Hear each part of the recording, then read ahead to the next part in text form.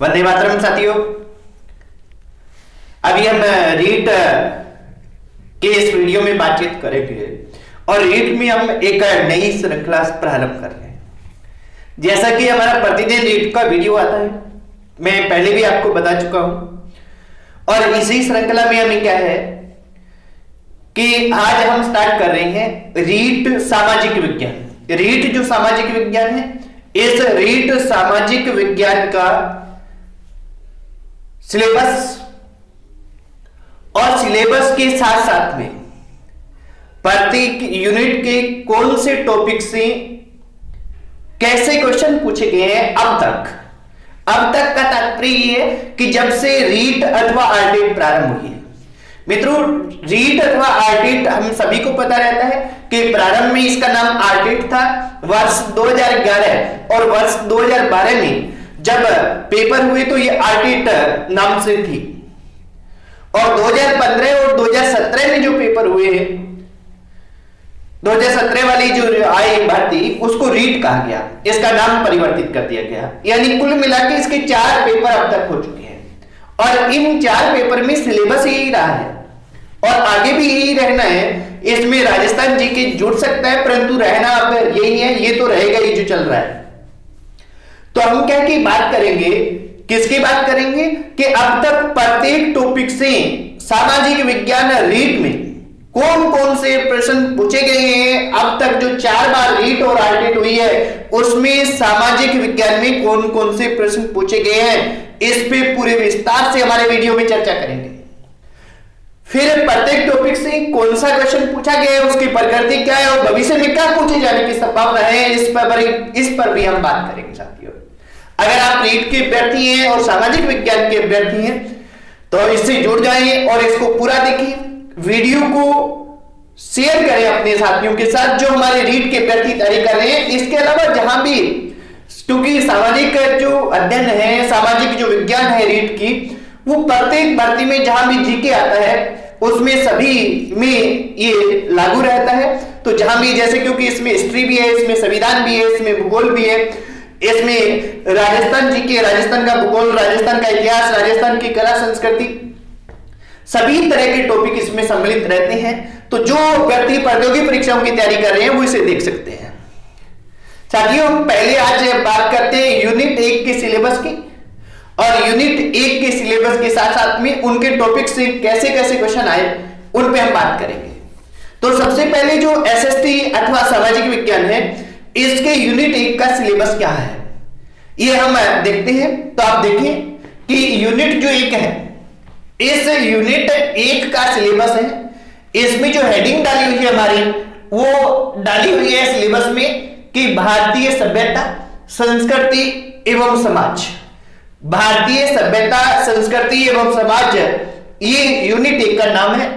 इसके साथ इसमें टॉपिक है ये 4 कौन कौन से हैं? सिंधु घाटी सभ्यता है, वैदिक संस्कृति कह दो, वैदिक संस्कृति लिखा हुआ है, या वैदिक सभ्यता भी इसको कहते हैं, वैदिक संस्कृति अथवा वैदिक सभ्यता है।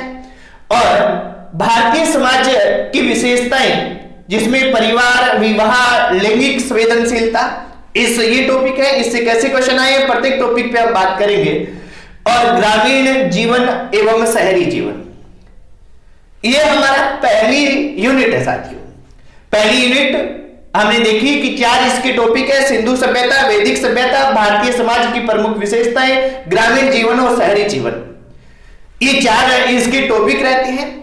और आज के इस वीडियो में हम पहले टॉपिक पे बात करेंगे, किस पे? सिंधु घाटी सभ्यता से अब तक कैसे क्वेश्चन आए हैं उन पर आज बात करेंगे। और कल नेक्स्ट जो वीडियो अपना आएगा उसमें शेष तीनों टॉपिक पे हम बात करेंगे कि उनसे 2011, 12, 15 और 17 में कैसे कैसे उनको टॉपिक से क्वेश्चन आए थे। तो अभी हम सिंधु घाटी सभ्यता पे देखते हैं। देखिए मित्रों, इसको अच्छे से समझना है, अच्छे से देखना है। संभव हो तो आप नोट्स बना लीजिए, क्योंकि ये बहुत ही फायदेमंद आपके लिए रहने वाला है। बहुत सा रिवीजन होगा और यहाँ आपको प्रत्येक टॉपिक वाइज पता चलेगा कि उस टॉपिक से किस प्रकार के क्वेश्चन बनने की संभावना है अथवा अब तक किस प्रकार के बने हैं। तो देखिए, सिंधु घाटी सभ्यता, किस हड़प्पाकालीन इमारत को सर जॉन मार्शल ने विश्व का एक अद्भुत निर्माण कहा। देखिए क्वेश्चन है कि किस हड़प्पाकालीन इमारत को सर जॉन मार्शल ने विश्व का एक अद्भुत निर्माण कहा। ये क्वेश्चन पूछा गया था साथियों, ये आर्टेट 2011 का क्वेश्चन है, यानी 2011 के पेपर में इस टॉपिक से ये एक क्वेश्चन आया था, इसके साथ एक और है पर ये था। तो यहां ऑप्शन में थे वृहत स्नानागार, अन्नागार, सभा भवन, दुर्ग महल। तो यहां अपने ध्यान रखेंगे कि वृहत जो स्नानागार थे, ये वृहत स्नानागार को सर जॉन मार्शल ने विश्व का एक अद्भुत निर्माण कहा है। ये क्वेश्चन आता है बार बार, तो ये ध्यान रखना है कि इस इमारत को वृहत जो स्नानागार है मोहनजोदड़ो से प्राप्त हुई है, इस इमारत को सर जॉन मार्शल ने क्या कहा था कि विश्व का एक अद्भुत निर्माण है। इसके अलावा अन्नागार यहाँ की सबसे बड़ी इमारत थी मोहनजोदड़ो की। सभा भवन भी था, ये राजकीय भवन था ऐसा माना जाता है। और दुर्ग अथवा महल, देखिए लगभग प्रत्येक जो हड़प्पाकालीन स्थल रहा है वो मुख्यतः दो भागों में बटा होता था, एक पश्चिमी भाग होता था और एक पूर्वी भाग होता था। पश्चिमी भाग ऊंचा होता था और पूर्वी भाग नीचा होता था।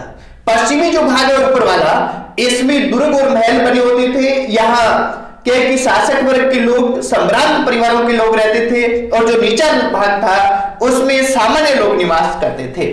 ऐसा कुछ था साथियों। तो ये पहला क्वेश्चन यहां पूछा गया। दूसरा क्वेश्चन है कि किस सैंधव स्थल से अग्निकुंड की साक्ष्य मिले हैं। ये हमने सिलेबस है जो हमारा, ये भी आर्टेट 2011 में आया है।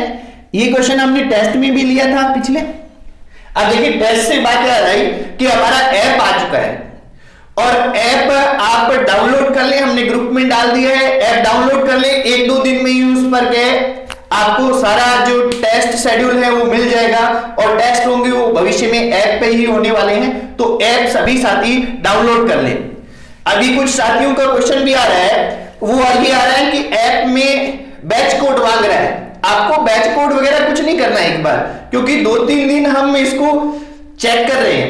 आपको केवल डाउनलोड कर लेना है और डाउनलोड करके आपको छोड़ देना है। और जैसे ही वो क्या कि सारे फीचर चेक हो जाएंगे, उसके बाद मैं मैसेज डाल दूंगा अपने टेलीग्राम ग्रुप में कि साथियों अब आप टेस्ट सीरीज को ज्वाइन कर सकते हैं, ऐसे कर सकते हैं, क्या प्रक्रिया रहेगी उस पर पूरा मैं वीडियो बनाऊंगा। ठीक है, तो वहां आप निश्चित रहें। इसमें देखिए किस सैंधव स्थल से अग्निकुंड के साक्ष्य मिले हैं, तो ये इसका उत्तर अपना था कालीबंगा। ऑप्शन में थे हड़प्पा, मोहनजोदड़ो, लोथल और कालीबंगा। तो कालीबंगा से मिले हैं 7 आयताकार अग्निकुंड मिले हैं। अपने क्वेश्चन था अग्निवेदियां, अग्निकुंड अथवा अग्निवेदियां एक ही होती है, तो 7 मिले हैं। और कहां से मिले हैं साथियों? कालीबंगा से मिले हैं, ये अपने ध्यान रखेंगे। इसके अलावा हड़प्पा हमारा पहला खोजा गया स्थल था, 1921 में जयराम साहनी ने खोजा है, और इसके नाम पर सिंधु सभ्यता को हड़प्पा संस्कृति भी कहते हैं। यहां से इक्का डायरी भी मिली है। यहां से सबसे ज्यादा अभिलेख युक्त मोहरें भी प्राप्त हुई है हड़प्पा से। मोहनजोदड़ो से ये ऊपर वाली जो बातें कर रहे थे हम, वृहत स्नानागार मिले हैं, अन्नागार मिले हैं। मोहनजोदड़ो का शाब्दिक अर्थ पूछा जाता है, मर्तकों का टीला है, तो ये शाब्दिक अर्थ भी मोहनजोदड़ो का पूछा जाता है। और मोहनजोदड़ो किस भाषा का शब्द है? सिंधी भाषा का शब्द है, इसका शाब्दिक अर्थ मर्तकों का टीला रहता है। तो ये क्वेश्चन यहां से पूछे जाते हैं। इसके अलावा यहां कांसे की नर्तकी की मूर्ति प्राप्त हुई है। कांसे की नर्तकी की मूर्ति कहां से मिली है? मोहनजोदड़ो से मिली है। और सबसे अधिक मोहरें कहां से मिली है? मोहनजोदड़ो से। ध्यान रखना है कि मोहरों पे क्वेश्चन आता है कि सबसे अधिक अभिलेख युक्त मोहरें, ऐसी मोहरें जिन पे कुछ लिखा गया है, वो तो अपने को हड़प्पा से मिली है। और सीधा क्वेश्चन आया कि सबसे अधिक मोहरें कहां मिली है, तो मोहनजोदड़ो से मिली है। लोथल है, एक हमारा प्रसिद्ध बंदरगाह रहा है। मेसोपोटामिया और मिस्र से हमारा व्यापार होता था। यहाँ मम्मी के साक्ष्य मिले हैं। मम्मी एक कब्रगाह था, यानी कब्र के ऊपर क्या है कि एक पिरामिड नुमा संरचना बना दी जाती थी, उसको मम्मी कहते थे। वो मिस्र में प्रचलित था, तो लोथल में भी इसके प्रमाण मिले हैं। इससे पता चलता है कि यहाँ मिस्र के साथ इसका व्यापार लोथल का होता था साथियों। इसके बाद में नेक्स्ट क्वेश्चन, अगला क्वेश्चन है कि निम्नलिखित में से कौन सी सभ्यता हड़प्पा सभ्यता की समकालीन थी? निम्नलिखित में से कौन सी सभ्यता हड़प्पा सभ्यता की समकालीन थी? ये क्वेश्चन आर्टेट 2012 का क्वेश्चन है। ऑडिट 2012 में ये पूछा गया था कि निम्न में से कौन सी सभ्यता हड़प्पा की समकालीन सभ्यता थी। तो यहां ध्यान रखने में मित्रों, अपनी समकालीन सभ्यता है वो मिस्र की सभ्यता है। हड़प्पा की सभ्यता है, इसका सामान्यतः जो काल माना जाता है वो 2500 ईस्वी पूर्व से लेकर 1500 ईस्वी पूर्व तक माना जाता है। और इसका जो सर्वाधिक मान्य जो काल है, ये सर्वाधिक मान्य काल है वो कार्बन पद्धति के आधार पर बनाया गया, ज्ञात किया गया है, वो है 2300 ईस्वी पूर्व से लेकर 1750 ईस्वी पूर्व तक। हड़प्पा अथवा सिंधु घाटी सभ्यता का काल बता रहा हूं मैं, कार्बन पद्धति के आधार पर अथवा वैज्ञानिक पद्धति के आधार पर इसका काल ये माना गया। साथियों यहां मित्रों अपने को एक ध्यान रखना है, वो ये ध्यान रखना है कि इसकी समकालीन सभ्यता कौन सी है, मिस्र की सभ्यता है, क्योंकि मिस्र की सभ्यता का काल माना जाता है, वो काल माना जाता है 3400 ईस्वी पूर्व से लेकर 1500 ईस्वी पूर्व तक का।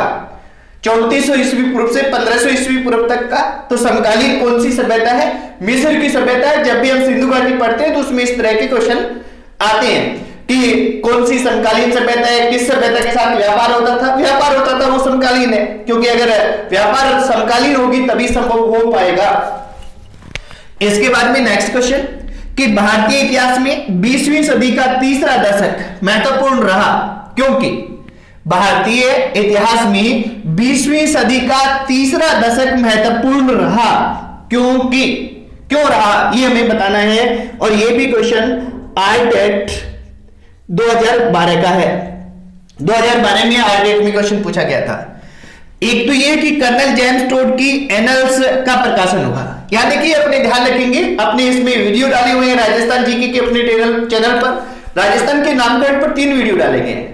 अब राजस्थान का नामकरण चाहे अपने सिलेबस में हो या नहीं हो, हमें करना जरूर होता है। क्यों करना होता है? इसलिए करना होता है क्योंकि ये जो राजस्थान जीके हैं, ये राजस्थान जीके का आधार है, परिचय है, यहां से क्वेश्चन बनते हैं। जैसे ये बना हुआ है, अगर हमने नामकरण पढ़ रखा है तो हमें अच्छी तरह से पता होता है कि कर्नल जेम्स टोड राजस्थान इतिहास लेखन के पिता कहलाते हैं।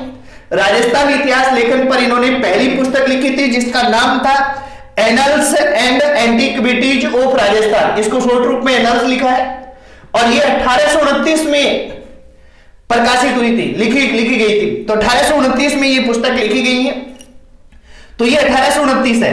यहां क्या पूछा जा रहा है क्वेश्चन में कि भारतीय इतिहास में 20वीं सदी का तीसरा दशक, भारतीय इतिहास में 20वीं सदी का तीसरा दशक।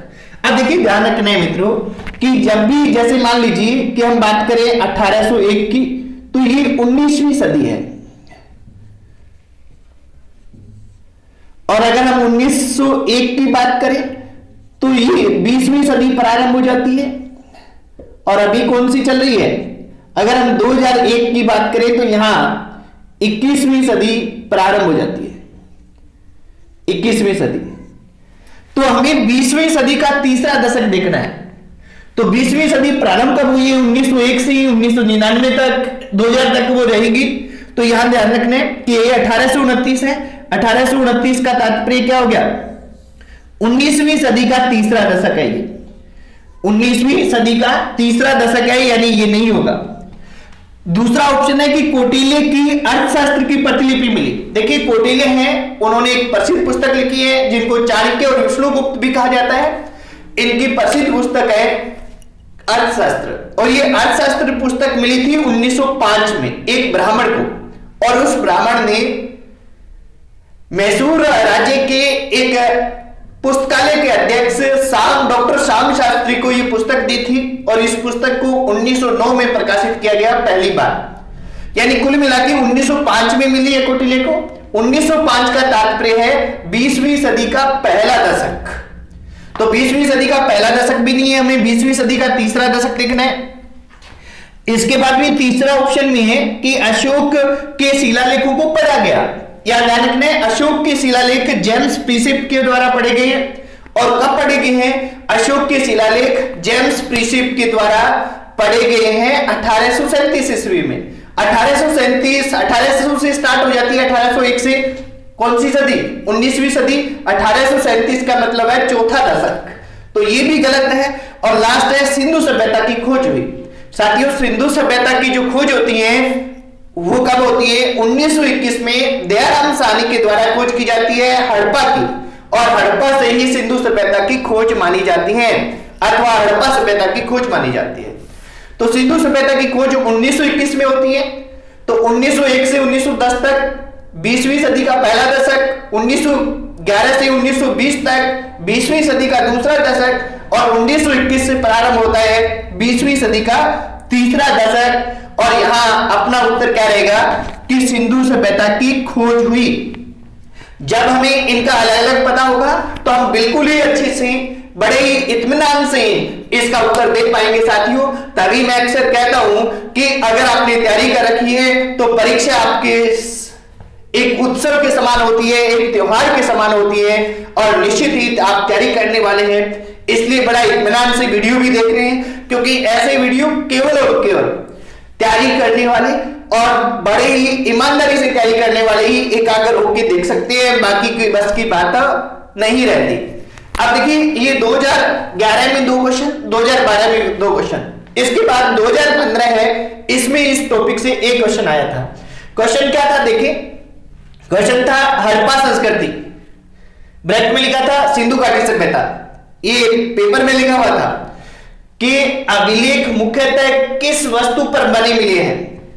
हड़प्पा संस्कृति अथवा सिंधु घाटी सभ्यता के अभिलेख मुख्यतः किस वस्तु पर लिखे हुए मिले हैं? ये क्वेश्चन पूछा गया था साथियों। अपने को यहां ये ध्यान रखना है कि इसका है शिलाओं पर नहीं है, मोहरों पर। मोहरी अभिलेख युक्त थी, मोहरों पर सबसे अधिक मिले हैं, तो मोहरों पर ये मिलते हैं। इसका उत्तर 2 नंबर हो जाएगा।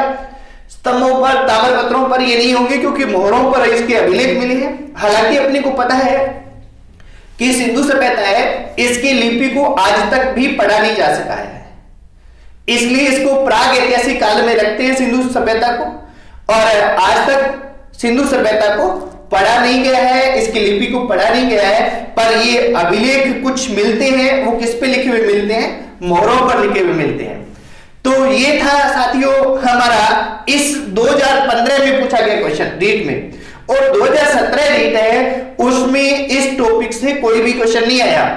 परंतु अपने को ध्यान रखना है कि अभी जो हमारा 2021 में एग्जाम होने वाला है, इस 2021 के एग्जाम में हर हाल में इस टॉपिक से क्वेश्चन आने वाला है। तो न्यूनतम 1 और अधिकतम कितने आएंगे? 2 क्वेश्चन इस टॉपिक से आ सकते हैं। और इस टॉपिक को हमें क्या देखना है? सिंधु घाटी सभ्यता में प्रारंभ से देखना है साथियों। सिंधु घाटी सभ्यता है, इसमें क्या देखेंगे? सिंधु घाटी सभ्यता की खोज कब हुई, इसका काल कौन सा रहा, जैसे समकालीन पूछे गए, इसका काल पता होना चाहिए। इसका नामकरण किसने किया, इसके प्रमुख स्थल कौन से हैं, और इन प्रमुख स्थलों की प्रमुख विशेषताएं कौन कौन सी हैं, ये अपने देखेंगे टाइम मिला तो ये प्रमुख विशेषताएं कौन कौन सी है, उन पे क्वेश्चन आ सकता है। और साथ में साथियों समकालीन जो इनकी सभ्यताएं थी, उनके साथ व्यापार होते थे, कहां से कौन सी मोहरें मिली हैं, जैसे बेलनाकार मोहरें कालीबंगा से मिली है, और लोथल से भी मोहरें प्राप्त हुई है। इससे पता चलता है कि इनका व्यापार होता होगा उस समय समकालीन जो सभ्यताएं थी उनसे। अब अगले अपने नेक्स्ट जो कल का अपना वीडियो रहेगा, उस वीडियो में अपने शेष जो तीन टॉपिक रहे हैं, वैदिक संस्कृति, भारतीय समाज की विशेषताएं, परिवार, विवाह और लैंगिक संवेदनशीलता, और लास्ट टॉपिक है ग्रामीण और शहरी जीवन। इस से संबंधित अब तक जो अपने रीट में पूछे गए क्वेश्चन, आर्टेट में पूछे गए क्वेश्चन है, उन पे हम चर्चा करेंगे, और साथ में बात करेंगे कि भविष्य में और किस टॉपिक से और किस प्रकार के क्वेश्चंस इन टॉपिक से बन सकते हैं, वो हम देखेंगे। अगर आपको लगता है कि हमारे ये प्रयास एक अच्छे प्रयास है, सद प्रयास है रीट के अभ्यर्थियों के लिए, तो आप इस चैनल को सब्सक्राइब करें, वीडियो को ज्यादा से ज्यादा अपने दोस्तों के साथ शेयर करें, और मैक्सिमम लोगों को इसका फायदा पहुंचाने का प्रयास करें साथियों। आज इतना ही, धन्यवाद, जय हिंद, वंदे मातरम।